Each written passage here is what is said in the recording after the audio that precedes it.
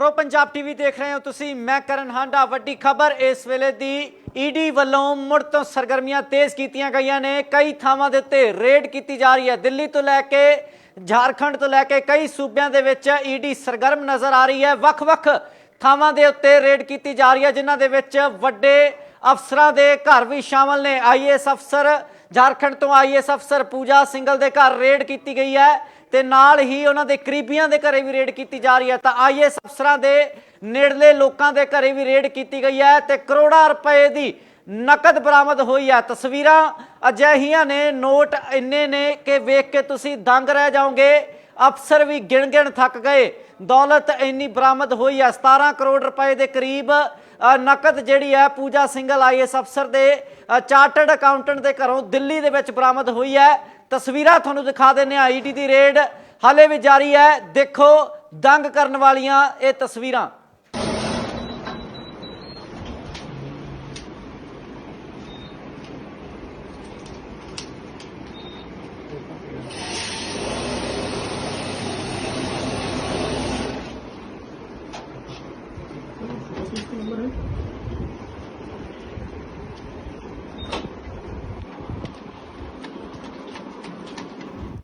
ਤਾਂ ਅਕਸਰ ਪਹਿਲਾਂ ਵੀ ਚਰਚਾਵਾਂ ਦੇ ਵਿੱਚ ਰਹੇ ਨੇ ਕਿਰਦਾਰ ਕਈ ਵੱਡੇ ਅਫਸਰਾਂ ਦੇ ਕਿ ਕਿਵੇਂ ਉਹਨਾਂ ਦੇ ਘਰੋਂ ਸਮੇਂ-ਸਮੇਂ ਤੇ ਜਦੋਂ ਰੇਡਾਂ ਹੁੰਦੀਆਂ ਰਹੀਆਂ ਨੇ ਤਾਂ ਬੇਸ਼ੁਮਾਰ ਦੌਲਤ ਬਰਾਮਦ ਹੁੰਦੀ ਰਹੀ ਹੈ। ਤੇ ਇੱਕ ਵਾਰ ਮੁੜ ਤੋਂ ਈਡੀ ਸਰਗਰਮ ਹੋਈ ਹੈ। कई थावां दे उत्ते रेड की गई तो 17 करोड़ रुपए की नकद की बरामदी सिर्फ एक घर ही हो गई है। यानी कि IAS पूजा सिंघल के चार्टर्ड अकाउंटेंट के घरों दिल्ली दे विच 17 करोड़ रुपए की नकद जिहड़ी बरामद हुई है। उधर ही पूजा सिंघल के घर वाले जिन्हां दे नां दे उत्ते एक हस्पताल चलता है, उस हस्पताल के नाल जुड़े लोगों के घरां दे विच होरां थावां दे उत्ते भी रेड की गई है। तो कई थावां तो संपत्ति यानी कि प्रॉपर्टी के कागज़ भी जड़े ने बरामद होए ने। ते ईडी की रेड हाले भी जारी है। कई सूबियां दे विच कट्ठी रेड की जा रही है। वड्डा रैकेट जिहड़ा है उसका भांडा फोड़न दी, उसका पर्दाफाश करने की कोशिश की जा रही है। तो नकदी जिहड़ी करोड़ां की बरामद हुई है, प्रॉपर्टी के कागज़ बरामद हो रहे हैं। तो वड्डे खुलासे, वड्डा पर्दाफाश ये रेड करती हुई नज़र आ रही है। झारखंड तो पूजा सिंघल IAS अफसर पहला भी विवादां दे विच रहे ने। एक बार मुड़ तो दिल्ली दे विच उसदे ही चार्टर्ड अकाउंटेंट के घरों 17 करोड़ रुपए की नकद किवें बरामद हुई है, किवें मशीनां ला ला के अफसर नोट गिनण लगे हुए ने। देखो ये तस्वीरां।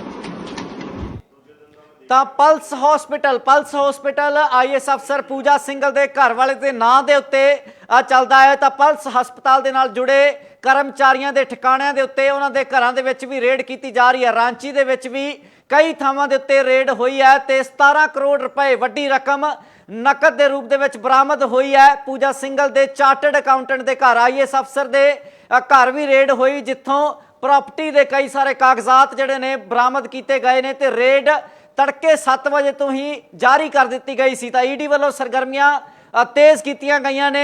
एक वड्डे रैकेट का पर्दाफाश करने की जिहड़ी कोशिश की जा रही है। तो दिल्ली सने झारखंड सने कई सूबियां दे विच इक्को वार ही इकट्ठियां ही ये रेड की गई है, जिस दे विच ਵੱਖ-ਵੱਖ ਅਫਸਰਾਂ ਦੇ ਘਰੇ ਉਹਨਾਂ ਦੇ ਨਜ਼ਦੀਕੀਆਂ ਦੇ ਠਿਕਾਣਿਆਂ ਦੇ ਉੱਤੇ ਵੀ रेड की जा रही है। पल्स हॉस्पिटल एक वड्डा दायरा जो कि IAS अफसर पूजा सिंघल के पति के नाम से चलता है, उसके घर वाले के नाम के उत्ते चलता है। उसके हस्पताल के कर्मचारियों के ठिकाणिਆਂ के उत्ते घरां दे उत्ते भी रेड की जा रही है। हले भी रेड जारी है। देखो ये तस्वीरां।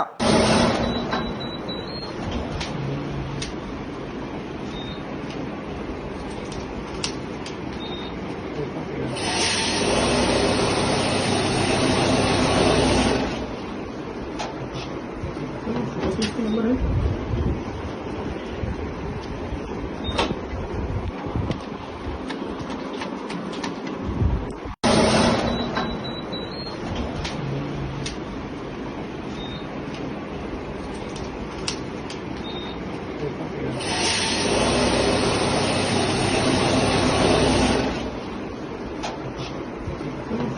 नंबर है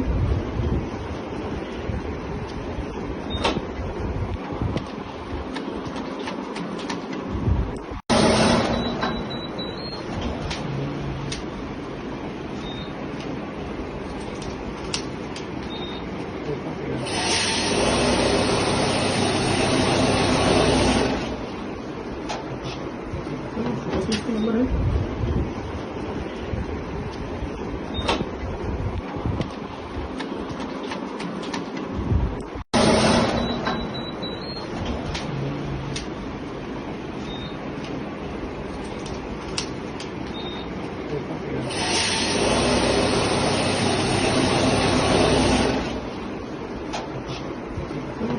नंबर है नंबर है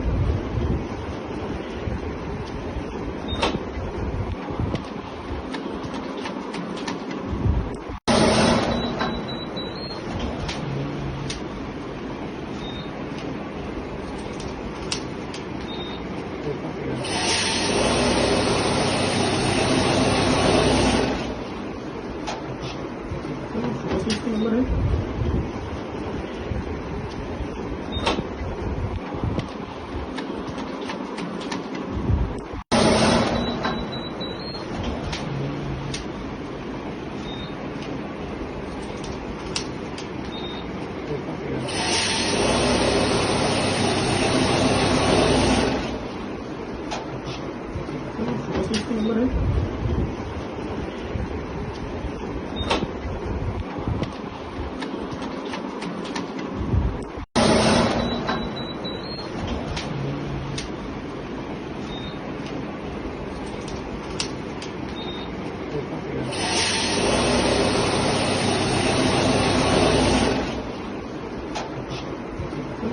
नंबर है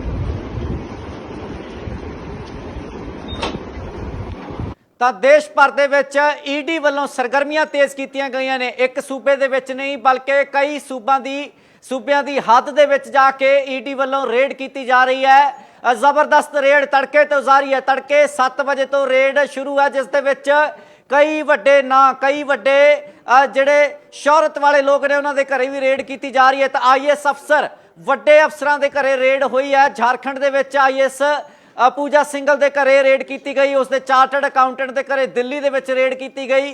तो दिल्ली तो लैके रांची तक वख-वख थावां ते रेड की जा रही है। 17 करोड़ रुपए की नकद बरामद हुई है। अधिकारी मशीनां बुला के मशीनां दे नाल जिहड़ा की है नोट गिणन दे विच लगे हुए ने। उधर ही कई घरां दे विचों पल्स हॉस्पिटल जो कि IAS अफसर के घर वाले के नाम के उत्ते चलता है, उस हॉस्पिटल के अधिकारियों कर्मचारियों के ठिकाने के उत्ते भी रेड की जा रही है।